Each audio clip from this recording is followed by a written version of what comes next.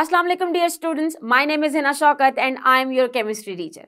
आज के इस लेक्चर में हम ख़त्म करेंगे हमारा chapter number 3 with exercise short questions and some discussion on long questions as well. So students, हमने अपने प्रीवियस लेक्चर में डिस्कस किए हैं MCQs from the exercise and some additional MCQs as well. हम अपने आज के इस लेक्चर में एक्सरसाइज के कुछ शॉर्ट क्वेश्चंस को डिस्कस करेंगे और साथ ही साथ कुछ लॉन्ग क्वेश्चंस की टिप्स को भी डिस्कस कर लेंगे।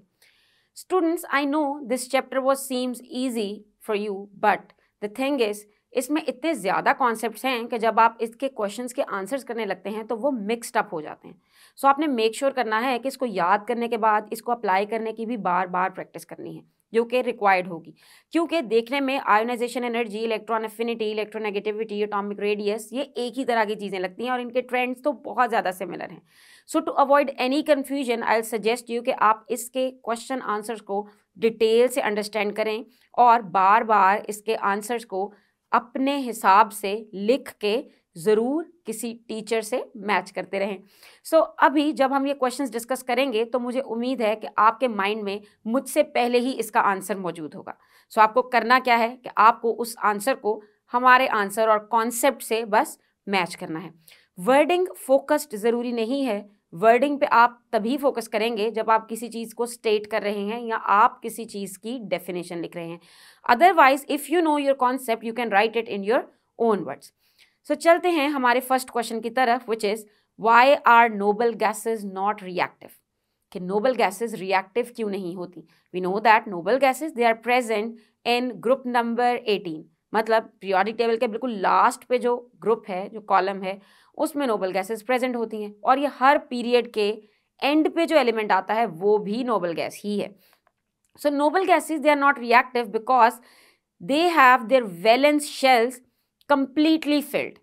चाहे वो फर्स्ट शेल ही वैलेंस शेल हो तो वो फिल होगा, अगर वैलेंस शेल सेकंड वाला है तो भी फिल्ड होगा, थर्ड वाला है तो भी फिल्ड होगा। मतलब they don't have tendency to gain or lose electron. So they have either 2 or 8 electrons in their valence shell. And their atoms, they do not have vacant spaces in their valence shell to accommodate more electrons. Therefore, they do not gain, lose or share electrons. So इसलिए हुई ये non-reactive. अब चलते हैं next question की तरफ, which is why cesium requires little energy to release its one electron present in the outermost shell. अब caesium के बारे में क्वेश्चन पूछा गया है तो आपको सीजियम की इंफॉर्मेशन होनी चाहिए और स्पेसिफिकली सीजियम पीरियोडिक टेबल में किस जगह एग्जिस्ट करता है, ये इंफॉर्मेशन बहुत ज़रूरी है। अगर हम देखें सीजियम की तरफ तो ये एक मेटल है, more specifically this is alkali metal, और हमारी एल्कलाई मेटल्स प्रेजेंट हैं ग्रुप 1A में जो स्टार्ट होता है हाइड्रोजन के साथ, which is not alkali metal, and it moves down along with lithium, sodium, then potassium, we have rubidium and then caesium. अब आपने देखा कि ये उस ग्रुप में काफ़ी नीचे है। सो उस ग्रुप का ट्रेंड हमें पता हो। अब उस ग्रुप का ट्रेंड ये है कि ग्रुप में along the group from top to bottom number of shells increase करते हैं। जब नंबर ऑफ शेल्स इंक्रीज करते हैं तो एटॉमिक साइज भी बढ़ जाता है। अब देखते हैं हम अपने आंसर की तरफ। Caesium requires little energy because it has greater atomic size and more shielding effect due to presence of more electrons, inner electrons. That's why it required little ionisation energy to release its one electron present in outermost shell. चूंकि size बड़ा होने की वजह से nucleus ने valence shell को उतना strongly hold नहीं किया होता, तो उससे क्या होता है कि हमें बहुत ही थोड़ी एनर्जी दे के इसका इलेक्ट्रॉन आउटर शेल में से निकालना बहुत आसान हो जाता है। Next question is how is periodicity of properties dependent upon number of protons in an atom. जब भी हमने किसी चीज़ का ट्रेंड पढ़ा था तो उसमें हम हमेशा इसी चीज़ पे फोकस करते हैं कि अलॉन्ग द पीरियड चेंज इसलिए होता है ट्रेंड क्योंकि नंबर ऑफ प्रोटॉन्स न्यूक्लियस के अंदर इंक्रीज हो रहे हैं। सो इसको जस्टिफाई करते हैं, number of protons in an atom, this is atomic number of that element and which increases regularly by 1 from element to element, यानी जब हम एक एलिमेंट से नेक्स्ट एलिमेंट पे जंप करेंगे तो एटॉमिक नंबर में 1 का चेंज आता है। अब जब एटॉमिक नंबर में चेंज आता है तो क्या होगा, the arrangement of elements according to increasing number it shows periodicity. Why? Because it shows periodicity in electronic configuration of elements. और हमें पता है कि इलेक्ट्रॉनिक कॉन्फ़िगरेशन ही डिसाइड करती है कि how element is going to combine with another element. So this leads to the periodicity of electronic configuration of elements and it will lead to the periodicity in their properties, क्योंकि properties depend करती हैं electronic configuration पे और electronic configuration depend करती है atomic number पे। So हुई ना indirectly properties dependent on atomic number। Next question is why shielding effect of electrons makes cation formation easy। अब इस क्वेश्चन के लिए हमें पता होना चाहिए what are cations. So cations होते हैं पॉजिटिव आइंस। कैटाइंस को हमने डिटेल में पढ़ा था हमारे चैप्टर नंबर 1 में in the topic chemical species में भी। Cations are the type of ions which will lose their electron and they will have positive charge on them, वो हुए कैटाइंस, यानी कि लूज करके। अब क्वेश्चन है कि शील्डिंग इफेक्ट से ये आसान क्यों हो जाता है, उसके लिए हमें ये भी पता होना चाहिए what is shielding effect. So shielding effect होता है electrons which are present between nucleus and the valence shell, उनकी वजह से, जिन्हें हम कहते हैं inner electrons. So inner electrons की वजह से रिपल्शन ज़्यादा होती है, जिसकी वजह से the nucleus is unable to attract the valence shell with that much strength. So चलते हैं अपने आंसर की तरफ। Shielding effect of electrons makes the cation formation easy because it reduces the nuclear pull on the outermost electrons and they are less tightly held by the nucleus and can easily be lost from the outermost shell। इसी सारे answer को आप easily अपने words में भी लिख सकते हैं। So next question is what is the difference between Mendeleev's periodic law and modern periodic law? Students, जब भी आपसे difference पूछा जाएगा किसी भी दो terms में या फिर दो लॉज के बीच में या फिर दो वैल्यूज के बीच में, सो मेक श्योर करना है कि first you have to state the definitions और स्टेटमेंट्स, यानी कि आपको सेंटर में एक लाइन लगानी है एंड एक साइड पे आप लिखेंगे मेंडलीव्स पीरियोडिक लॉ और दूसरी साइड पे आप लिखेंगे modern periodic law. First of all आप इन दोनों की स्टेटमेंट्स स्टेट करेंगे। लॉ की हमेशा स्टेटमेंट होती है, कभी भी डेफिनेशन नहीं होती। सो देखते हैं कि मेंडलीव्स पीरियोडिक लॉ की स्टेटमेंट क्या है। Properties of the elements are periodic function of their atomic masses. This was the statement given by Mendeleev and this is called as Mendeleev's periodic law. अब अगर देखें मॉडर्न पीरियोडिक लॉ में तो काफ़ी हद तक तो स्टेटमेंट मिलती जुलती है लेकिन एग्जैक्टली सेम नहीं है।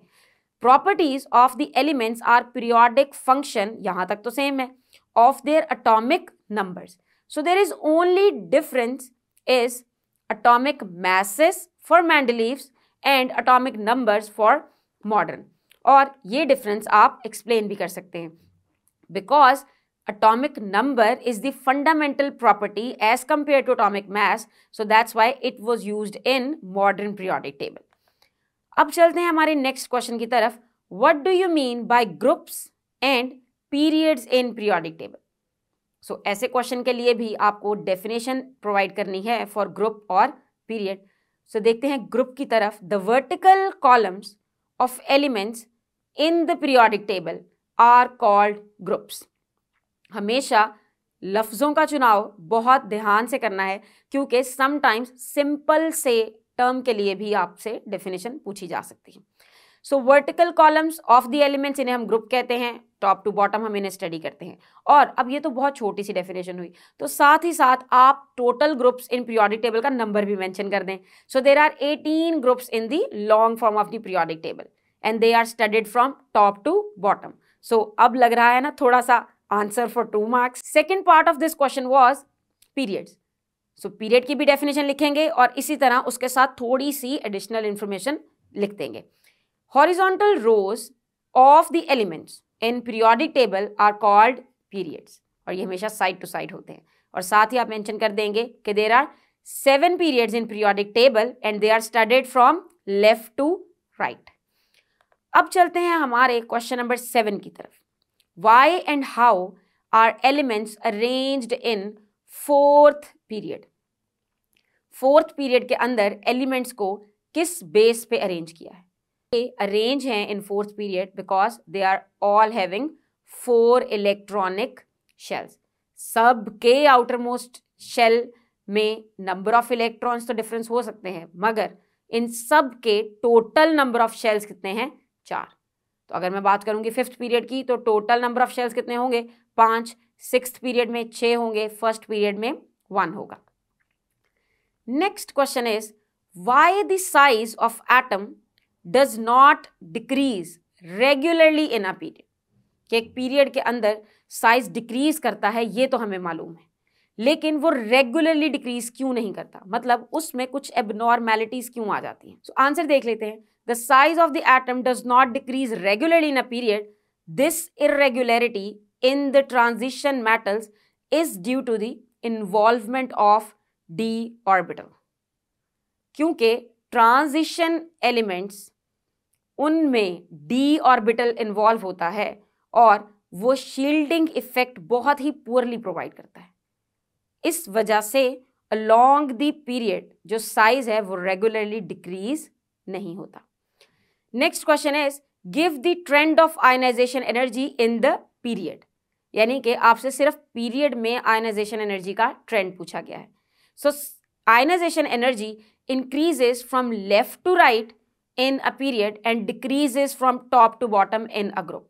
अब सवाल में अगर पीरियड का पूछा जाएगा तो आप पीरियड वाली एक्सप्लेनेशन डिटेल में लिख देंगे, ग्रुप का पूछा जाएगा तो ग्रुप की, और अगर दोनों पूछे जाएंगे तो फिर आप 1 बाय 1 इंडिविजुअली दोनों को डिस्कस करेंगे। लेकिन मेक श्योर करना है कि आप इसकी रीजंस जरूर मेंशन करें कि आखिर ऐसा होता क्यों है। सो देखते हैं आयनाइजेशन एनर्जी के डिक्रीज होने या इंक्रीज होने की रीजंस। सो पीरियड में number of shells they remain same, क्योंकि अगर हम फोर्थ पीरियड की बात करते हैं तो उसके अंदर जितने भी एलिमेंट्स होंगे उनके नंबर ऑफ शेल्स सेम होंगे, और शील्डिंग इफेक्ट सेम रहता है क्योंकि नंबर ऑफ इनर इलेक्ट्रॉन्स भी हमेशा सेम होते हैं। And the effective nuclear charge on valence electron वो इंक्रीज होता है, क्योंकि जैसे ही हम अलोंग द पीरियड मूव करते हैं तो एक एक प्रोटॉन न्यूक्लियस के अंदर इंक्रीज होता है, जिसकी वजह से इफेक्टिव न्यूक्लियर चार्ज भी इंक्रीज होता है। And the distance between nucleus and the valence shell वो डिक्रीज हो जाता है, and nuclear attraction on valence electron वो भी इंक्रीज हो जाती है। जैसा कि आप देख सकते हैं इस ट्रेंड ऑफ आयनाइजेशन एनर्जी में कि it increases from left to right, वो इंक्रीज करता है। अब ये तो थे कुछ एक्सरसाइज के शॉर्ट क्वेश्चंस। इसके अलावा भी आपको शॉर्ट क्वेश्चंस पूछे जा सकते हैं जिसमें जितनी भी टर्म्स यूज हुई हैं उन सब की डेफिनेशंस, सब प्रॉपर्टीज के ट्रेंड्स आपसे शॉर्ट क्वेश्चन में पूछे जा सकते हैं।